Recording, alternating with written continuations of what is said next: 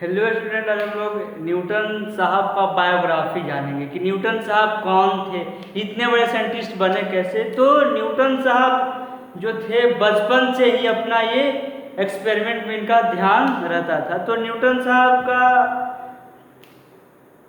जन्म हुआ 4 जनवरी 1643 में, जो कि इंग्लैंड में इनका जन्म हुआ था। इनके शायद माता जी, इनके पिता ही डेथ कर गए थे और माता जी इनको छोड़कर चले गए थे दादी के यहाँ या रिलेशनशिप के यहाँ, ये छोड़कर चले गए थे।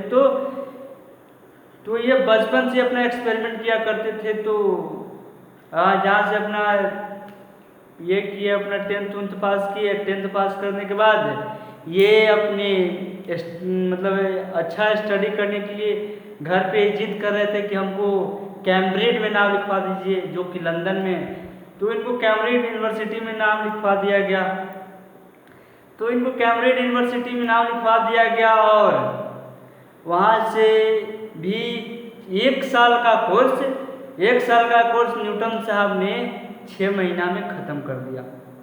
तो न्यूटन साहब जो थे इतना दूर की बात सोचते थे कि आज का जो साइंटिस्ट लोग हैं सोच पाना उतना नामुमकिन नहीं हो पाएगा। तो न्यूटन साहब जो थे बैठते थे, ये तो बैक बेंचर थे, बैठते थे क्लास में, लेकिन सोचते थे मून के बारे में कि मून का एक्सेलरेशन और अर्थ का एक्सेलरेशन, या मतलब कि स्टार्स कैसे घूमता है, मून कैसे घूमता है, सन कैसे मतलब राउंड होता है, इसी के बारे में वो कैलकुलेट किया करते थे। तो क्या हुआ कि इनका तो जन्म में बताया कि 4 जनवरी 1643 में हुआ और 1661 को और 1661 में ये कैम्ब्रिज में अपना एडमिशन लेते हैं और 1665 में मतलब 1665 में वो कैम्ब्रिज से क्या होते हैं फिर आ जाते हैं। आ क्यों जाते हैं भाई?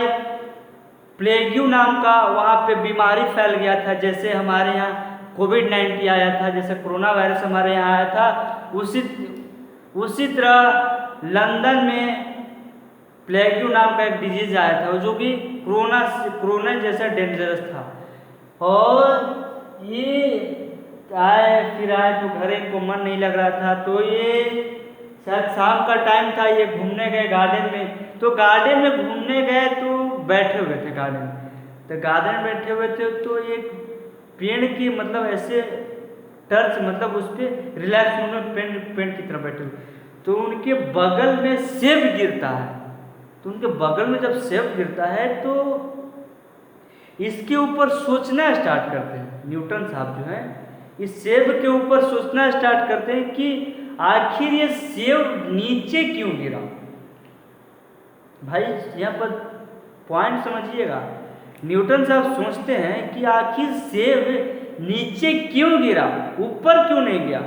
तो न्यूटन साहब लेते से ऊपर फेंकते, मतलब ऐसे करते करते उन्होंने 10-12 बार ट्राई किया, लेकिन भाई वो तो बिक रहे हैं, तो नीचे क्यों आ रहा है। तो ये फिर वहाँ सोचना स्टार्ट किया, अच्छा इस धरती में क्या है जो हम लोग को या किसी भी चीज़ को अपने ओर अट्रैक्ट करती है। तो फिर ये क्या किए, फिर वहाँ सोचना स्टार्ट किए और सोचते ये अर्थ और मून का सोचते एक्सेलरेशन निकाल दिया न्यूटन साहब। भाई मैं न्यूटन साहब इसलिए मैं गुड साइंटिस्ट मानता हूँ, एक्सीलेंट साइंटिस्ट, कि उस जमाने में आज से 500 साल पहले भाई कोई कैलकुलेटर नहीं चलता था, कोई तरह का सुविधा नहीं था कैलकुलेट करने के लिए, कोई ऑनलाइन व्यवस्था नहीं थी, लेकिन फिर भी इन्होंने मून और अर्थ का एक्सेलरेशन निकाल दिया। भाई ये कम बात नहीं है। आज का साइंटिस्ट लोग रिसर्च करते हैं, ध्यान दीजिए, रिसर्च करते हैं। रिसर्च करने का मतलब कि खोजे हुए को ही खोजते हैं, लेकिन नया कुछ नहीं खोजते हैं, मतलब नया कोई सर्च नहीं करते हैं। तो वहाँ पे इन्होंने मून और अर्थ का एक्सेलरेशन निकाला और बोले उन्होंने कि अर्थ में जो एक ग्रेविटी नाम की चीज होती है जो अपनी ओर अट्रैक्ट करती है, तो इनका ये रहा। और मैं 2-3 पॉइंट लिखवा देता हूँ। फर्स्ट ऑफ ऑल इसको थोड़ा सा मैं हट जाता हूँ, इसको बारीकी से step by step note down कर लीजिए। क्लास 9th में शायद आता है, क्लास 9th में क्वेश्चन पूछे जाते हैं, ठीक है, नोट डाउन कर लीजिए। ठीक है, मेरा कुछ पॉइंट यहाँ पे ये दिया हुआ है और न्यूटन साहब यही ग्रेविटेशन का लॉ दिए थे।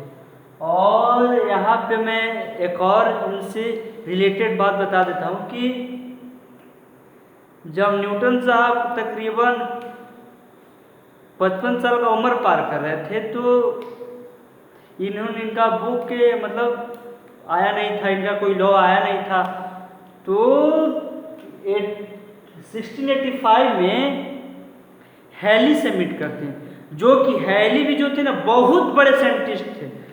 तो हैली इनका भी कोई क्वेश्चन था, तो इनका भी हैली जी का भी कोई क्वेश्चन था जो हैली से सोल्व नहीं हो पा रहा था, तो आए न्यूटन से मिले। तो न्यूटन से मिले तो न्यूटन साहब ने हैली जी को 5-7 मेथड से उस क्वेश्चन को सोल्व कर दी और इजली वे में कॉन्सेप्ट किए न्यूटन साहब ने।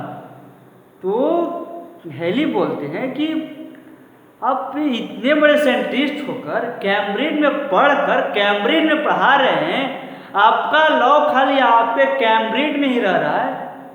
तो बोले कि अब हमारा लॉ क्या चलेगा, आप देखिए ना 55-60 साल का उम्र हो गया है, अब क्या लॉ चलेगा।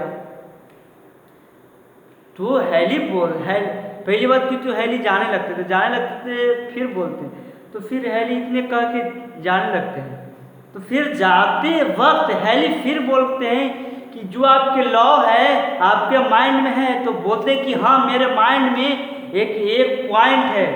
तो बोलते हैं हैली जी कि आप उस पॉइंट को एक पैराग्राफ तैयार कर, पैराग्राफ तैयार कीजिए, कॉपी पर उसको नोट डाउन कीजिए, इसको शेड्यूल तैयार कीजिए। तो बोलते हैं न्यूटन कि ठीक है, जो भी खर्चा होगा, हैली बोलते हैं कि जो भी खर्चा होगा इस बुक को मार्केट में भिजवाने के लिए मैं खर्चा दूंगा। तो न्यूटन साहब को करीब तकरीबन 1 महीना लग गया था, 1-1.5 महीना। वो पूरा एक पैराग्राफ एक प्रोजेक्ट तैयार करने में उनको 1 महीना लग गया था। तो 1 महीना बाद वो प्रोजेक्ट तैयार करते हैं और हैली की मदद से 1687 में बुक ऑफ प्रिंसिपिया के नाम से हैली की मदद से बुक ऑफ प्रिंसिपिया का नाम दिया गया और उसमें Newton first law, second law, third law Newton का उसमें दिया हुआ है। और जब भी मौका मिले तो प्रिंसिपिया बुक लेकर कभी पढ़िएगा, बहुत इंटरेस्टिंग सब्जेक्ट है, बहुत ही इंटरेस्ट लगेगा पढ़ने में। और ठीक है, थैंक यू। मेरा वीडियो कैसा लगा कमेंट सेक्शन में बताइए, लाइक और सब्सक्राइब जरूर कर दिए। ठीक है, थैंक यू।